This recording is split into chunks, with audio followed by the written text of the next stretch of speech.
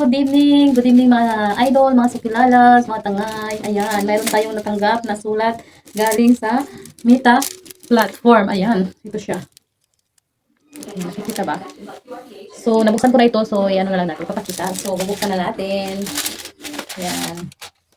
Ito siya, mga tangay. Isa siya, tatlong kopya siya. At ito ay form.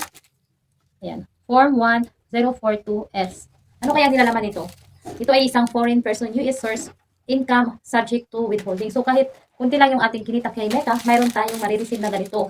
Kaya sa mga content creator niya, mga kapwa content creator, kahit maliit lang yung kinikita, kahit hindi ka pa nakakasahod, kung pwede ka makareceive nito. Baka meron din sa post office ng mga pangalan niya. Ito kasi may kakilala kasi ako doon na doon nagtatrabaho, kaya nabigyan ako nito. Kaya binigay sa akin itong na-inform ako na mayroong sulat ako doon galing sa Meta platform. So hindi ibig sabihin nito na pinadalhan ka ito is may babayaran ka ng tax. Eh paano naman kung wala ka naman talagang malaking kinikita, di ba? Kumita ka lang ng $10, hindi mo pa naman napipiyaw. Magbabayad ka ba ng tax? Hindi. Ito ay isang parang resibo lang siya na nagpapatunay na mayroon kang kinikita kay Meta na legit, okay? So, huwag magbahala sa mga makakatanggap nito. Hindi po kayo magbabayad ng tax hanggat hindi malaki ang inyong sinasahod kay Meta. Kaya sa akin, wala rin naman akong monthly sahod kay Meta, hindi naman regular. May kinikita pero halos wala rin. Siguro isang taon, na maka $25 ka, isang taon na. So, di ba? Paano ka magbabayad ng tax? So, ito ay isang resibo lang na nagpapatunay na mayroon kang kinita kahit maliit kay Meta platform. Ayan. So, siya ay Form 1042S. Ayan. Foreign persons US source of income subject to withholding. Depende. Ang withholding is kung magkaroon ka ng malaking kita kay Meta. Okay?